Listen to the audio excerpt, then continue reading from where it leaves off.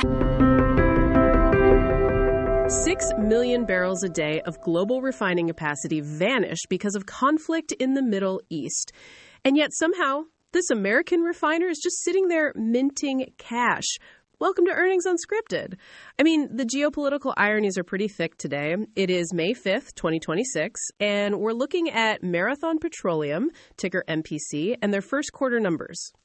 It really is the ultimate geographic note. While the rest of the world scrambles to cover missing seaborne crude, they are quietly piping in discounted Canadian heavy and U.S. shale. And look, just a quick note before we get too deep here.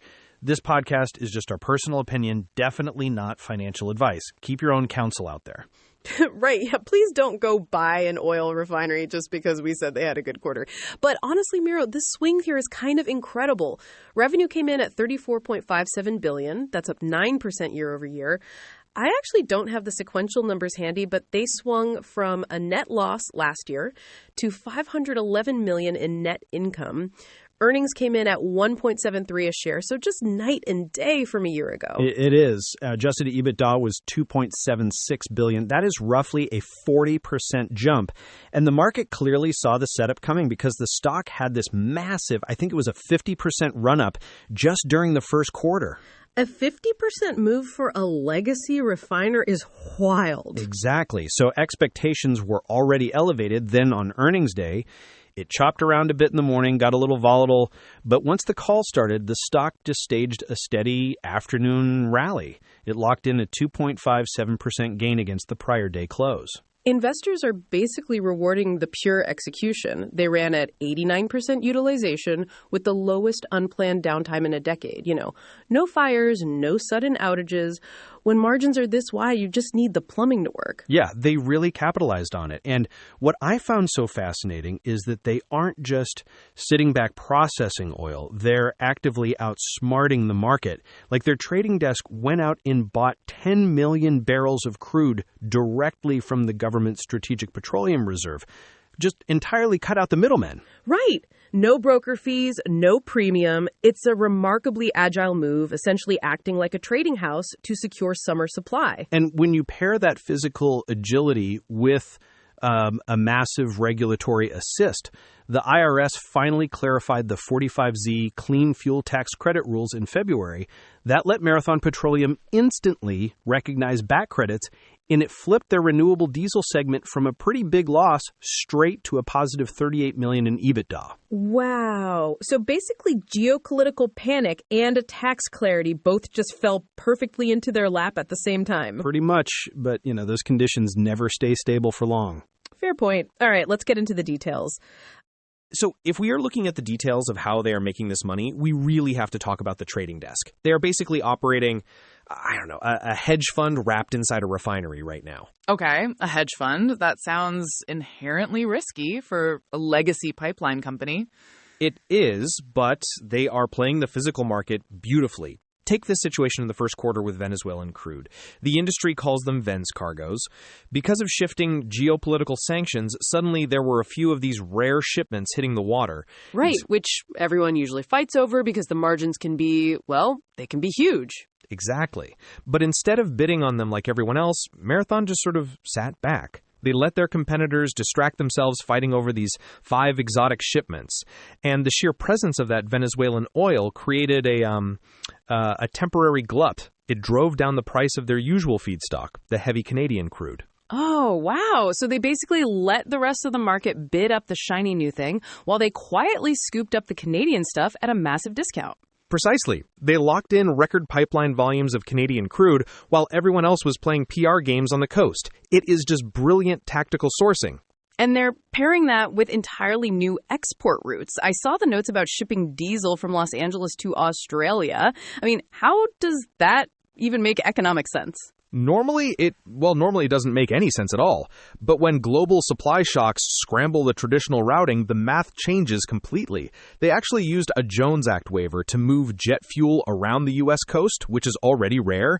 But the international moves are the crazy part. Rick Hessling, the chief commercial officer, he pointed this out on the call. Let me find the exact phrasing.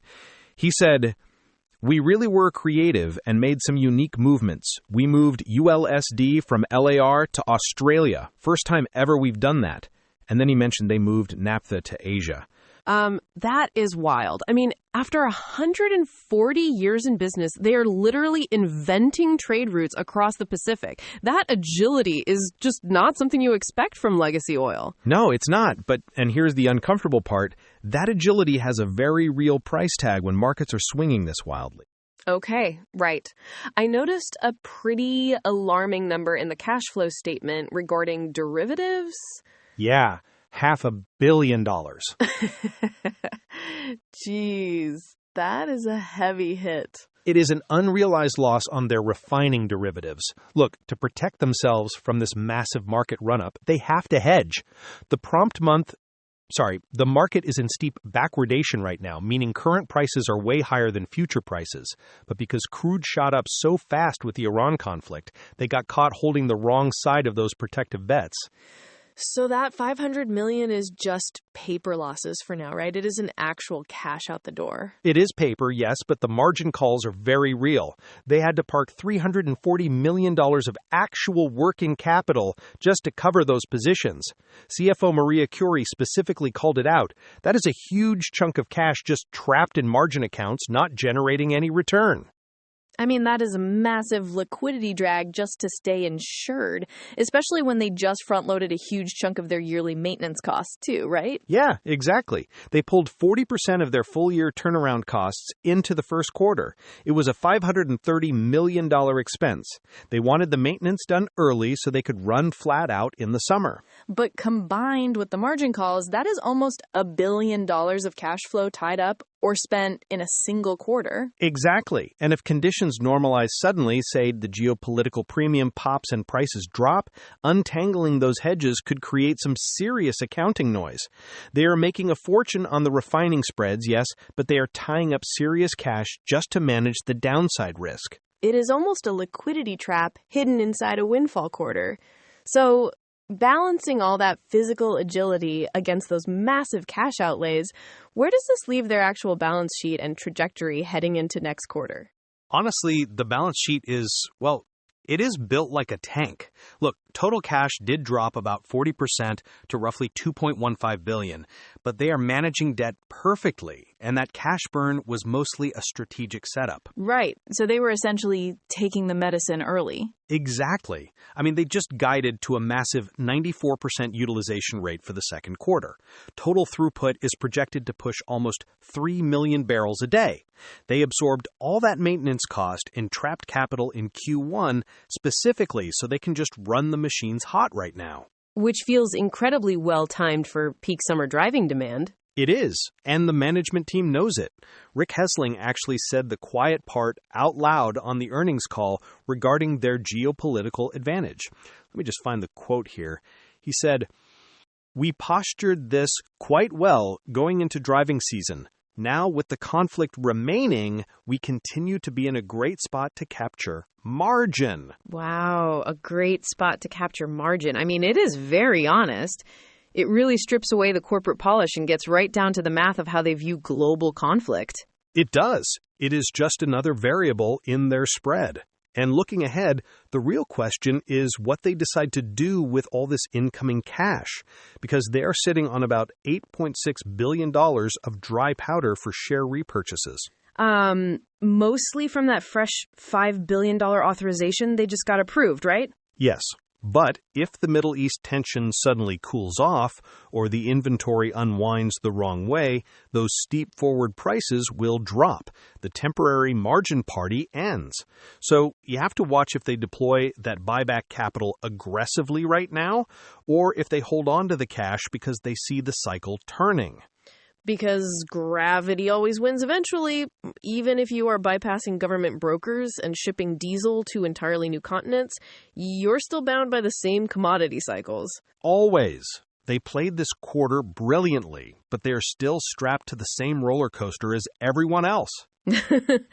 Well, let us just hope the safety bar is locked tight for the rest of the year. But I think that perfectly wraps up our financial breakdown today. Thank you so much for joining us and making sense of the noise.